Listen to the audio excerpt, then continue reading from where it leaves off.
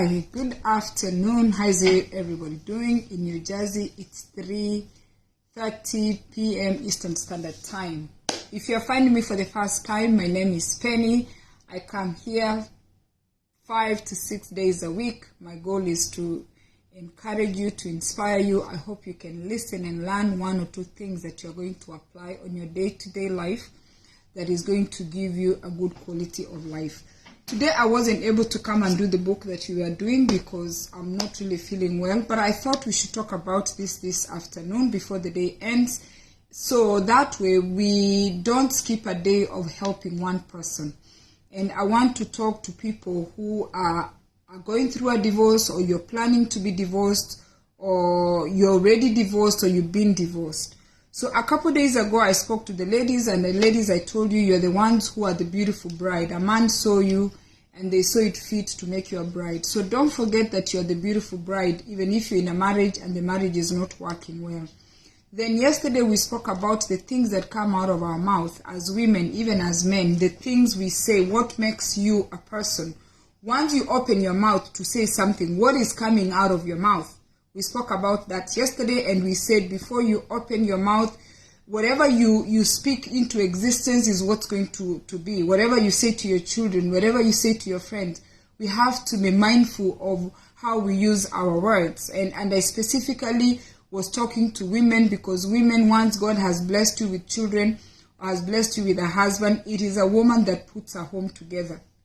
So today, I wanted to address those people who are divorced, or who are planning to divorce, or who've been divorced for years, but they just never had someone to talk to them. You are my target audience today, because as I said, I put up a post. I have not been divorced. I have not experienced divorce. So I'm only speaking through theory. But when you have a life coach, or if you've used a life coach, they tell you some things you don't have to go through them. Some things you can learn from what other people have done, and you know not to do what other people have done. I want to go back to my personal story, because when I bring you guys on my video, I'm bringing you into my personal space, and it is the reason I speak a lot about my father. My late father was born in 1926, an old man. So by the time I was born, a child number 18 out of the 21 children. My oldest brother was already married, and he had a wife. I was born the same year as my niece, who's my father's oldest granddaughter. So I was born into a sister-in-law.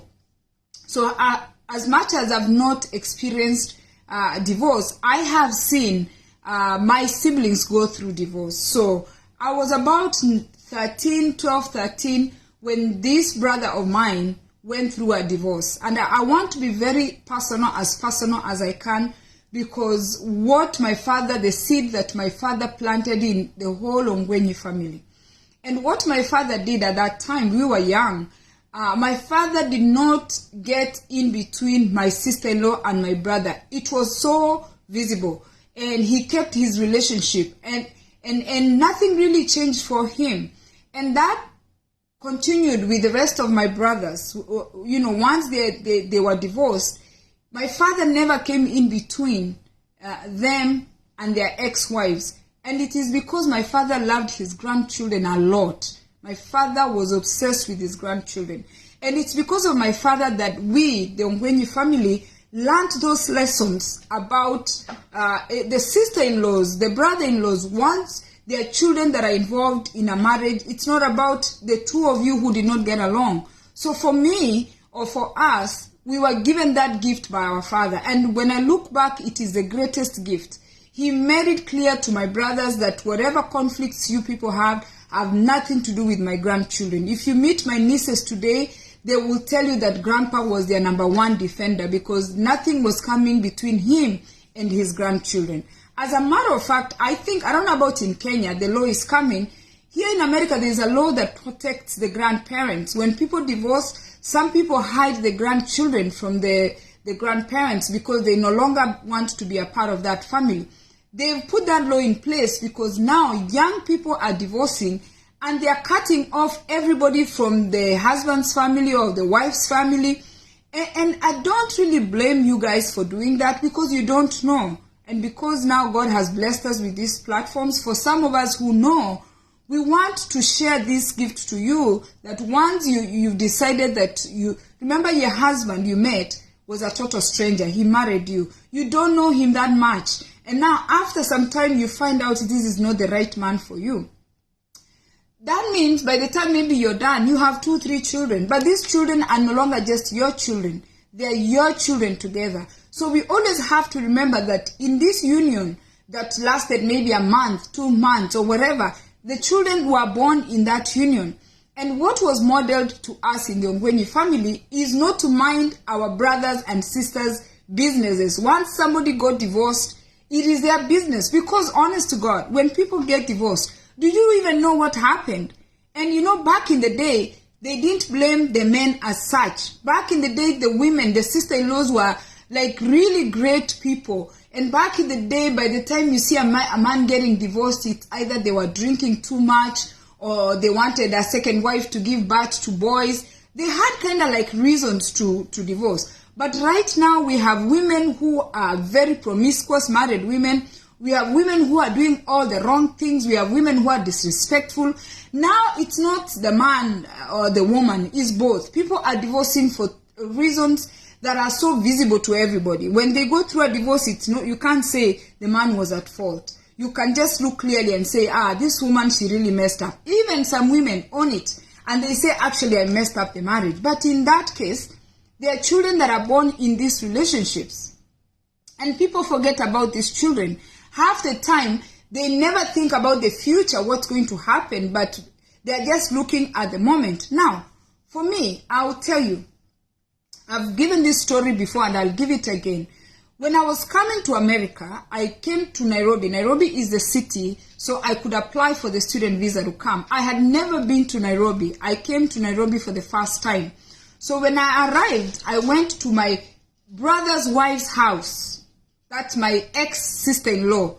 That is the house that I was allocated to go to once I get to Nairobi. Whether my brother was in that house or not, I went there.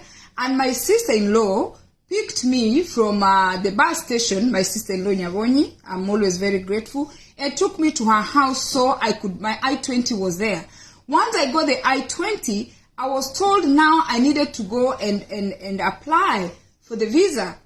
But I was told by my brothers here to go to my other sister-in-law, my late sister-in-law, Sally, her name was Nyaboke, so she can help me go and get the paperwork that I needed to go apply for the visa.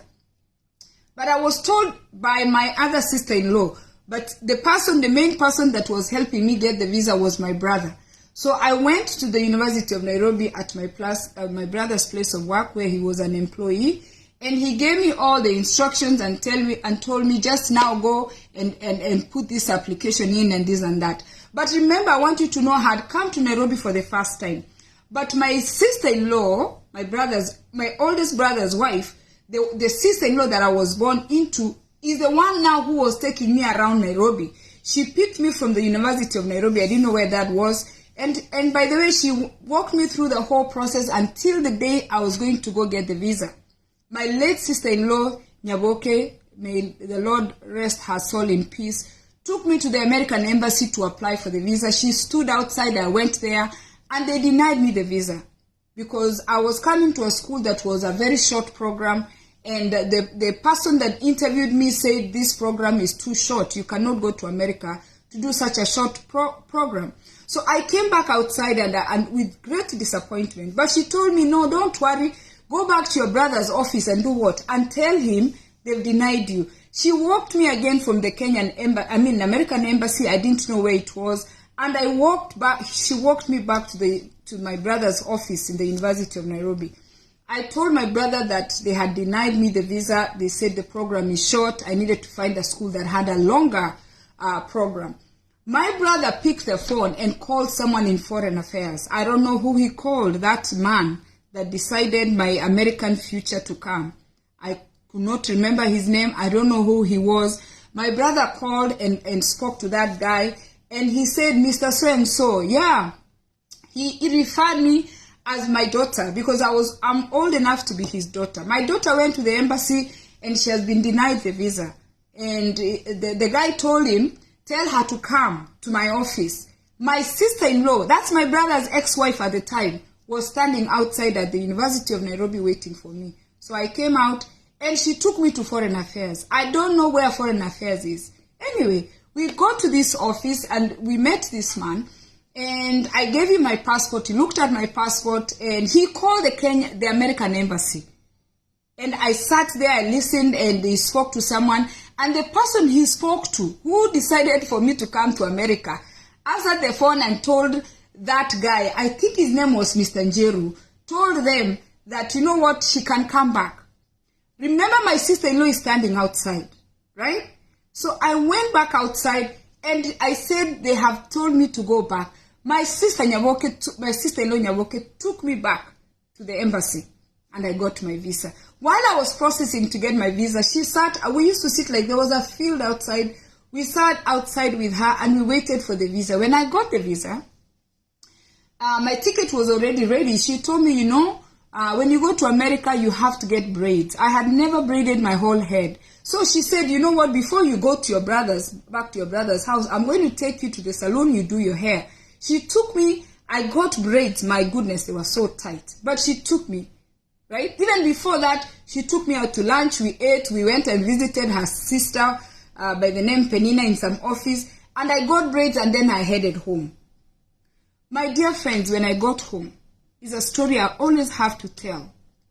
My brother was there waiting for me, asking me, I'd been roaming with his ex-wife in town the whole day. I was too young to even understand what he was saying. I just didn't understand what he was saying. But now that I got older, I knew he was wondering. He was not aware that his ex-wife was roaming with me the whole time. But the way people talk to each other, somebody must have gone and told him that I saw your because as we were going, she was greeting people and she would say, oh, like she would say, this is George's sister. We greeted a lot of people. And you know, when you're young, you don't know who they are greeting. Those same people went and told my brother that your sister is roaming in town with your ex-wife. And you know, back in the day, once an ex-wife, in Kisii, they used to make a big deal out of it. But that lady, Nyaboke, right, took me everywhere. And I want you to know, once that happened, you know, even before all this happened, that this lady took me around everywhere. I grew up with this lady. She was very nice. Somewhere, I think class 7 or class 8, I decided to adapt her name and put it on my documents. My middle name was Nyamweya. I didn't like it. So at one time, I decided I want to be her. I took my Nyamweya name out and I put Nyaboke. My middle name became Nyaboke. That's my sister-in-law. She was such an amazing lady. And I want to fast forward. That lady is who I've named my daughter. My daughter's middle name is Sini Nyaboke Wanza Bane. Right? That is an amazing. Let me tell you, I can move into tears when I want to talk about my sister-in-laws, Nyaboke and Nyawonyi. These women were outstanding. The Ongwenyi family, my family, because of my father, we have a WhatsApp group for all the Ongwenyis. And all present ex-sister-in-laws, they are there. In America, we have an Ongwenyi, a family group for all the families. My family, my husband's family, the ex-wives, the current wives, they are all there. I was almost crying. I have to stop talking about that lady. My sister-in-law was an amazing woman. And we do this because my father set the pace for us and told us that once you divorce someone, you must maintain the relationships that were built because there are children that are involved. No matter what my brothers, even my brothers who are divorced here, no matter whatever, I don't know why they broke up. We were not there when they looked for each other. We were not there when they broke up. My nephews and my nieces are a part of me. We always forget about this. And most of you, I know you are doing this unknowingly. You don't do it because you want to do it. You do it because maybe you're the firstborn of your family. You are experiencing divorce for the first time. But for the rest of us who have experienced divorce, we not only know what we are going to do, we are already doing it. Your breakup has nothing to do with your children. Your breakup has nothing to do with me and my husband's sister talking. Do not inherit your husband's problems. Do not inherit your wife's problems. The relationships that we built together, they should stay. Because these children, you are going to be stuck with these children for the rest of your life. There is nothing you're going to change once a child is born. Okay? So as usual, I just got emotional. Let me drink water. My late sister-in-law Nyaboke was my sister-in-law Nyabonyi, those two women, they did so much to the family. I can never tell you how much burden they carried. And they were my father's first two boys, number 1 and number 2. And those two women endured so much. They gave so much of themselves. Everybody that came to Nairobi came to their houses. These two women endured a lot from the Ngwenyi family. And those women, we continue to love them and we glorify them. We don't care whatever happened between those two, right? It is their problem. And their children, we love their children because they are our nieces and they are our nephews. We are not, that's our blood. And I thank God for that gift. So, from what I've learned, and I figured I should talk about it, I feel like a choke. Because I've seen what has happened to our children, the relationship my children have with their aunties, the relationship my children have with their uncles. Me and my husband cannot break up because I did something. And all of a sudden, I want to force my children to end this relationship. Or my brother has broken up with his wife. All of a sudden, he wants to force me to end the relationship. You understand? We cannot end those relationships because those relationships have a bond that cannot be broken, especially where the children are involved. Even in cases where children are not involved, there are relationships that we build when we are getting married that we are not just going to erase them. When we meet at the weddings, like I remember I said when I had my wedding, I took my wedding to Kenya because the Kisii people can meet the Kamba people. That is the purpose of the wedding. Not now that we just get married and there's no meeting. We are far away from home. Back in the day, the purpose for the wedding was for the two families to meet. Once the two families meet, there are people who meet there and make a friendship that lasts a lifetime, whether you are together or you're not together. Once you meet with a man, once you meet with a woman and you marry her, you have no control over the relationships that are going to be born out of those relationships. I always want to be a solution-finding person. I just don't like to rant and just rant. If you're listening to me and you never had a gift of my father, or you never had a gift where you knew not to mix the relationships, I have notes for you. Doro,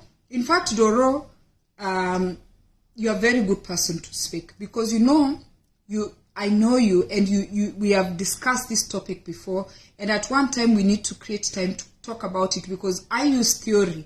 You can use practicals. You can speak from some of the experiences that you've experienced. And this cold. And you can help other people some of the people who are going through this, they never had parents. Some never had anybody to talk to them. Let us use these platforms to educate people so people don't look back and say, oh my goodness, I wish I knew. Number 1, expect the nature of your relationship to change. You're no longer going to have the same relationships that you used to have once your marriage ends. When my brother heard that I was roaming around with his ex-wife, I'm sure he was wondering, what are they doing together, right? So it was not okay with him, but it was okay with me because I'm with my sister-in-law. So don't expect now that you ended your marriage with your spouse or with your husband and wife that the other people are not going to be seen together. Number 2, once you go through a divorce, seek professional help.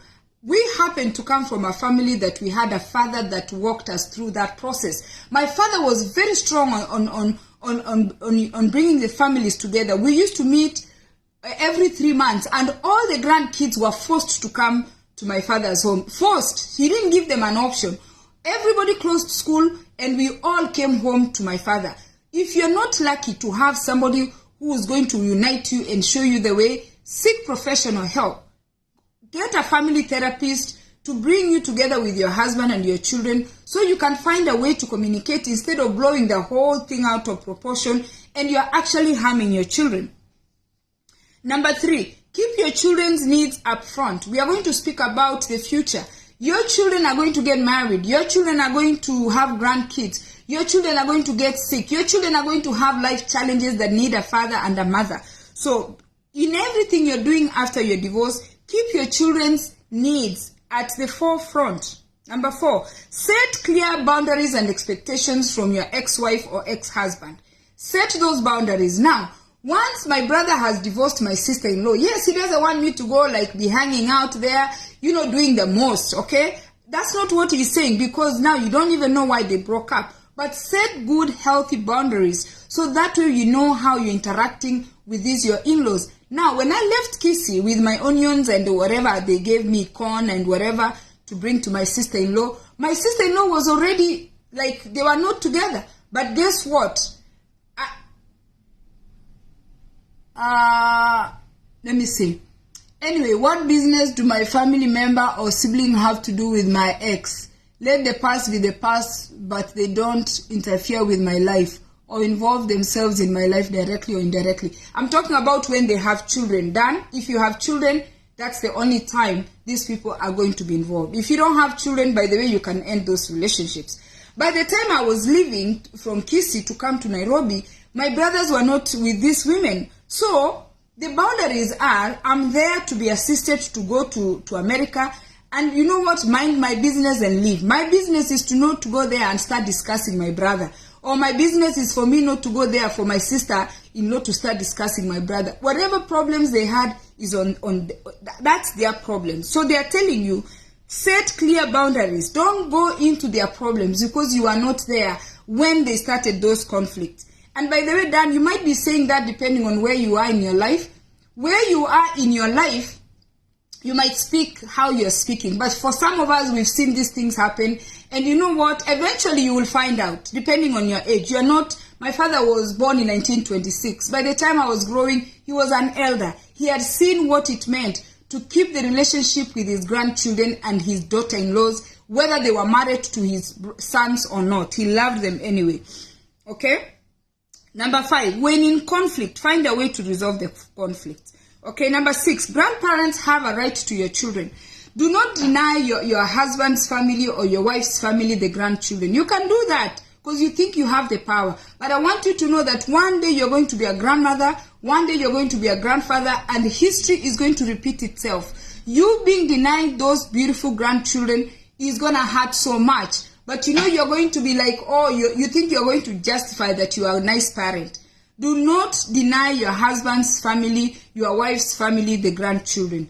Let the grandchildren see their grandparents. It is so wrong in some countries like America. They have a law that protects grandparents. You don't need to go through the court for the grandparents to see their grandchildren. Okay?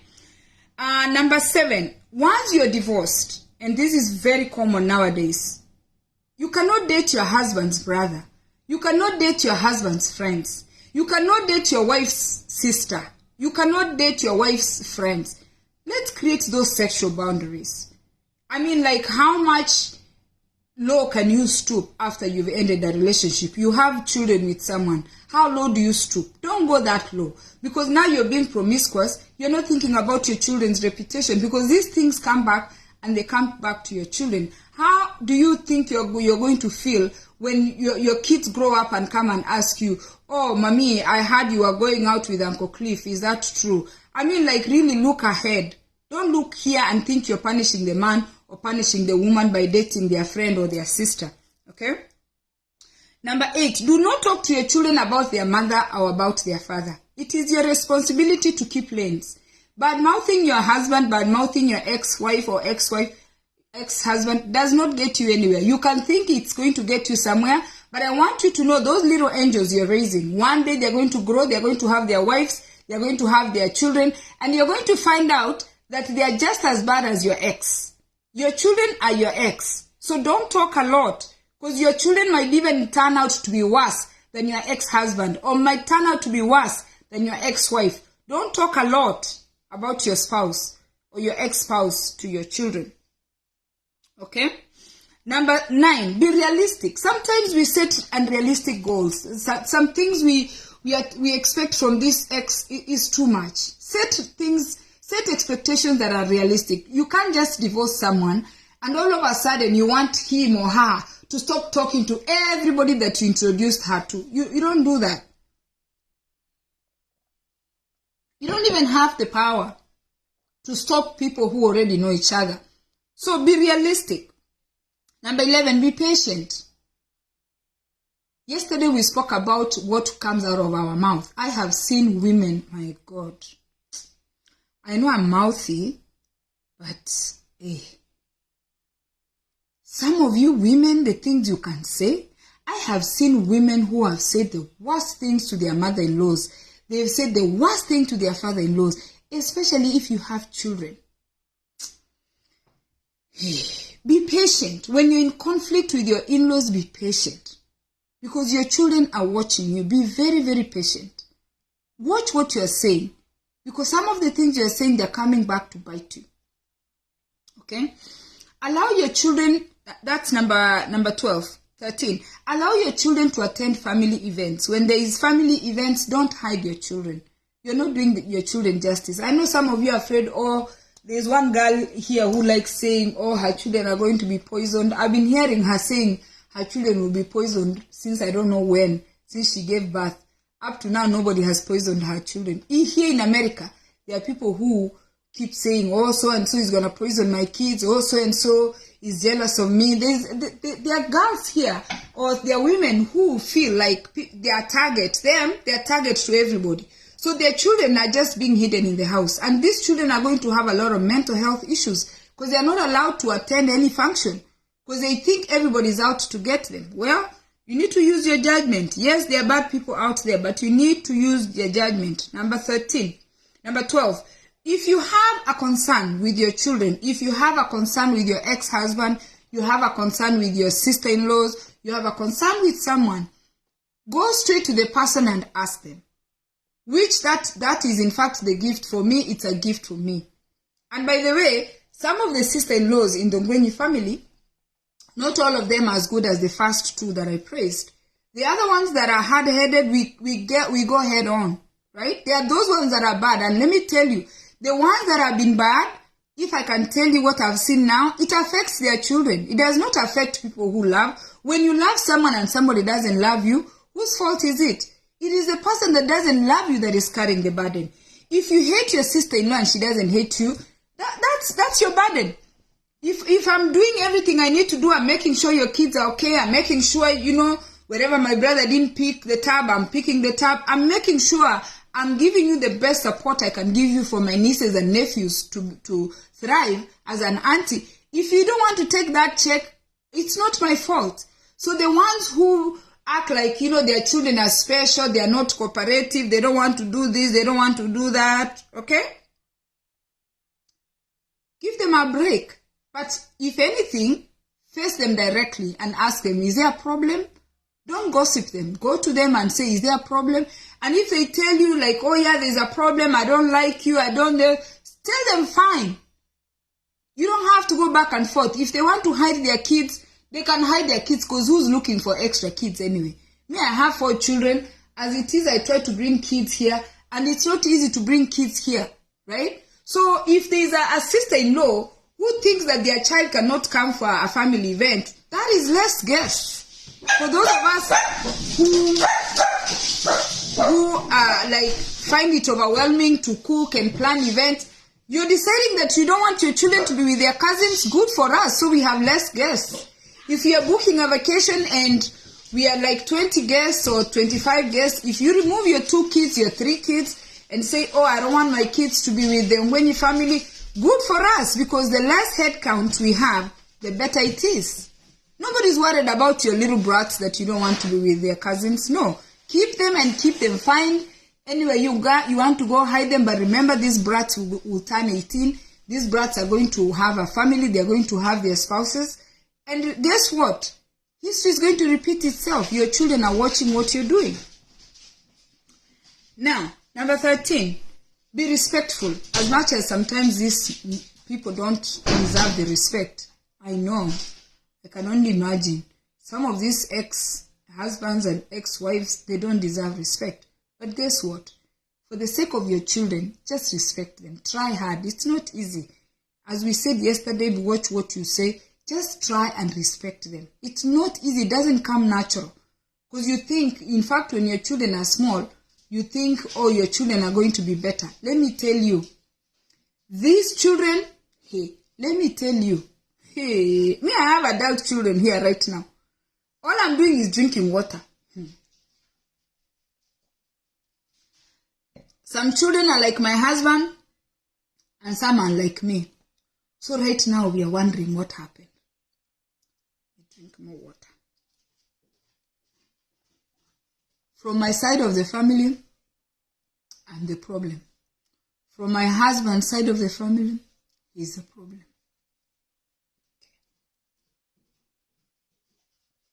We were there. So now we have four. This four. So if my sister-in-law, my husband's sister, calls, she wants to take two and go talk to them. Quick. I'll even pay for the lunch. I'll even pay for the dinner. Come grab them. Right? So, let me tell you, these children, they will shock you. The children will be like you. They will be like your husband, your ex-husband, your ex-wife. Some of them will be like your sister-in-laws. You know that mean sister-in-law? You know that mean brother-in-law? That blood of bad people, you don't like those in-laws. One of your children is going to turn out like them. And then you tell me what you're going to do. Yeah. Oh, Doro, those brats, I don't even entertain them. Children of sister-in-laws who are terrible, I don't even want them in the family vacation. I don't want them in family events. They don't listen. Even when they're like little crawling, they don't listen. Bad sister-in-laws have bad children. Just in case you didn't know. I don't want those children. I like children who are in order. And now if somebody is thinking that, oh, they don't want their children to come to my house because, they're going to be told to do ABCD, they keep them. Because even when you do family vacations and you're telling them, or you're going on a trail and you tell them stay on a trail, these little brats, these children who are like their mothers or fathers, just bad children like their parents, they will not follow the trail. They'll go out of the trail. They can even fall in a lake. Let me drink water. The point I was trying to make is to be direct and address the issues when issues arise. Don't think your sister-in-law is coming after you. Don't think your husband is coming after you. Oh, Bossy, thank you for the stars. Don't think that somebody is coming to attack you. For some of us who had our eyes open, we have given birth to children who are just as bad as we are. What are you going to do with those children? Okay? If you think you're nice, wait until you see your adult children. You're going to see your husband in your children. You're going to see your wife in your children. You're going to see those children are not born of animals. They are born of you and your spouse. So don't think that you're going to hide those kids. They're going to be nice. No, some things are genetic. It runs in the family. Like the Ongwenyi family, don't play with an Ongwenyi. If you want to marry, do your homework. We don't play. Because as you can hear, I'm telling you these things I was already told by my father. We don't play. Before you cross this line, don't just go in. Tread cautiously. And by the way, the sister-in-laws find out after the fact they're already in the dowry state. They're like, what? But we love them. We tell them, don't worry. This is the battlefield. We are all here. We will support you. We love those women. Okay? Number 14. In your divorce, stay humble. A lot of people have perished because after the divorce, they think they've made it. There are people who feel after the divorce, they can never meet any other challenges in their life. In your divorce, stay humble. Don't do things to just show your spouse that you made it. It's not, nobody cares. You might think psychologically, you're saying, let me show him I got a boyfriend. Let me show her I got a girlfriend. In your divorce, stay humble. Because it's in your second marriage that you see worse than what you saw in the first marriage. It's in the second marriage that you get more abuse than the abuse you got in the first marriage. In your divorce, stay humble. Stop making it look like now you've achieved. It's not an achievement. Now you want to show the whole world you are out there bragging and doing a lot of rubbish. All of a sudden you're like a goat that has been set free, that has been in the shade all night. When you open for the goats who are sleeping all night, they run out. Don't just run out like a foolish woman. Don't run out like a foolish man. Divorce is not something that you are celebrating after you accidentally married the wrong person. In your divorce, stay humble and stay chill, stay calm. We know you look cute. We know you look handsome. You can get other women. You can get other men. But don't stay humble. Don't think that now it's an accomplishment. Now you want everybody to know you're showing up with different men. You're showing up with different women. Like it's not an achievement. Yeah, it's not. It's not an achievement. Stay humble. Don't make me cough. I can't laugh because if I laugh, I start coughing. I have a cold. Hey, stay humble. Yeah, don't. And you know, Doro, like now you're cute, right? Now you go there, you know, we have dimples, Doro, right? My friend, we need to talk about these things because I think you're a very good person to talk to. Yes, you're beautiful. Yes, you're gorgeous. Yes, you're amazing. I told you guys right now, if my husband drops me, somebody will pick me and give me, pat me on the back. But I cannot forget my children. I should stay humble in that divorce. Don't feel now you made it. Now it's like you're golden. That now that all the men want you, now that all the women want you. Come on. In your divorce, stay humble for the sake of your children. Some of these things back in the day, the women used to hide. Nowadays, women are out there. Oh my God, Jesus Christ. Number 15, self-love will take you far. If you love yourself enough, there are things you wouldn't do. And that's always the bottom line.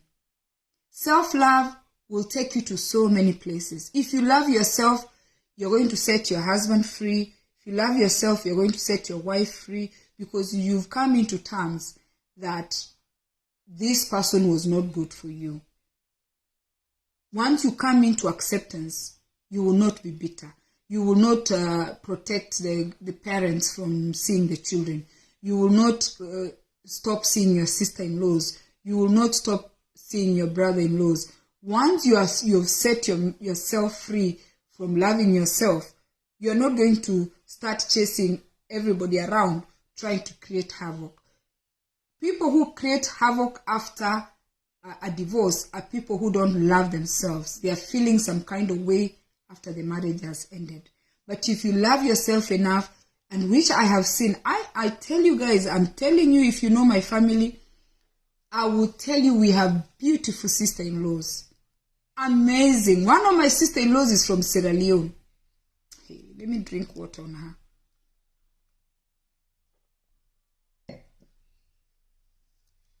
Self-love. Let me talk about my sister-in-law from Sierra Leone. I have a lot of stories. So, let me sip water first. So, my sister-in-law from Sierra Leone, when I was, I think the first year, going to second year, I was dating my husband. She was married to my brother. And every time my husband made me mad, I would run to my brother's house. And I just ran, meaning I go to my brother's house. I'm like, let me go. I felt safe there. And then one day she sat with me.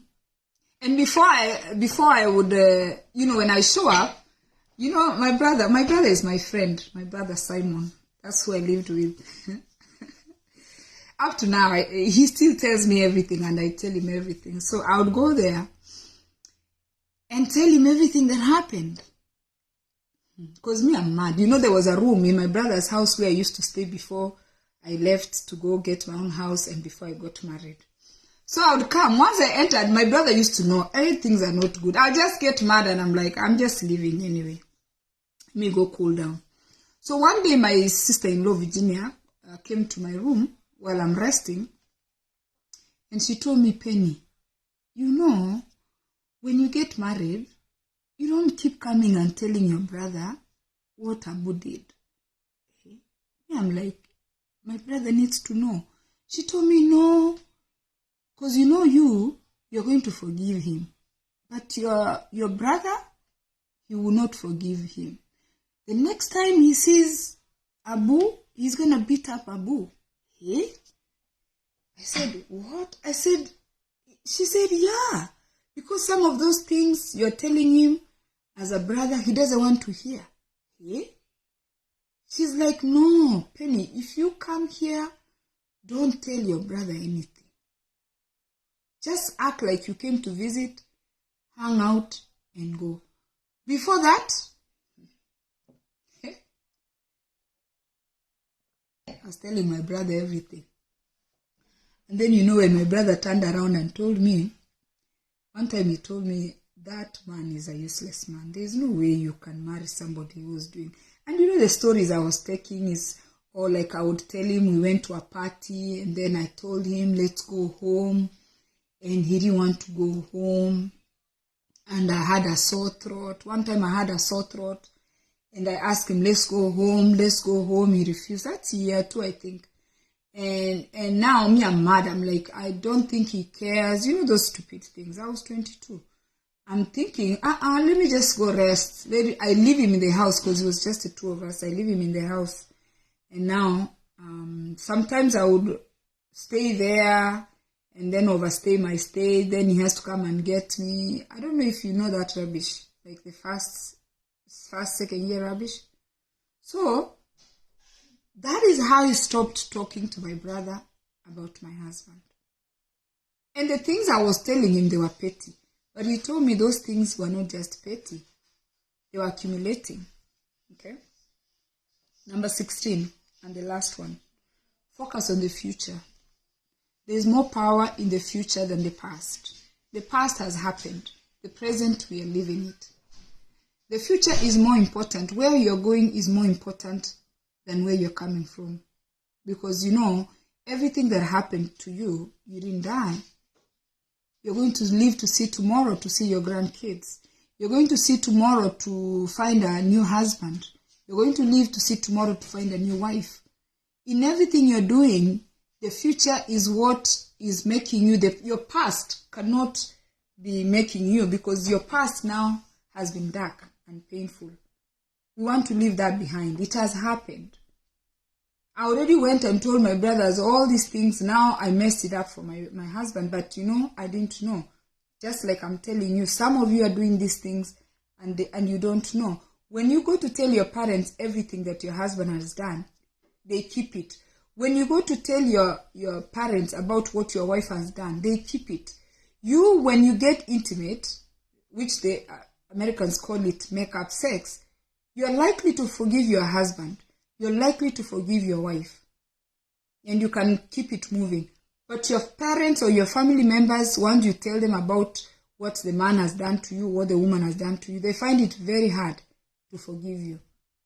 Because you know what? They feel like you're mistreating their brother or you're mistreating their sister.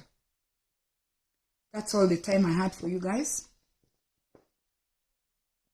My beautiful bride, cheers to you. Have self-love. Before you speak about someone, before you bring things out of your mouth, if you have children, think about those children. If you love yourself enough, you're going to choose the words that are going to come out of your mouth. And it's through self-love that we become better people. Because if you love yourself enough, there are things you wouldn't do to people. If you love yourself enough, there are things you wouldn't put your children through. In your circumstances, in your challenges, wherever you're going through, your marriage is ending, remember, those relationships that were built, you can't just destroy them. Your relationships, your network is your net worth. And that's for your children. It's those bridges that you build for your children that are going to carry them on if you're no longer there tomorrow. You don't divorce someone and you go and remove the bridge that you have put for your children to succeed. It's the aunties, it's the uncles, it's the grandparents, it's the friends that you built while you were married that are going to carry your children when they become adults. Children grow up to be adults and they have a mind of their own. There's what you think for them and there's what they're going to think. So making everybody around you look like they were the bad person and you're the nice mother or you're the nice father is not going to work your way. The children grow and they have a mind of their own. And if you're not careful, these children, they're little brats, they'll put your heart to stop. The things they'll do, you won't even think it, those children. So if you think your wife was bad, if you think your husband was bad, wait for your own children. You're going to find out that those children were produced by two parents, who's you and your ex. Don't forget that. Always remember that. Cheers.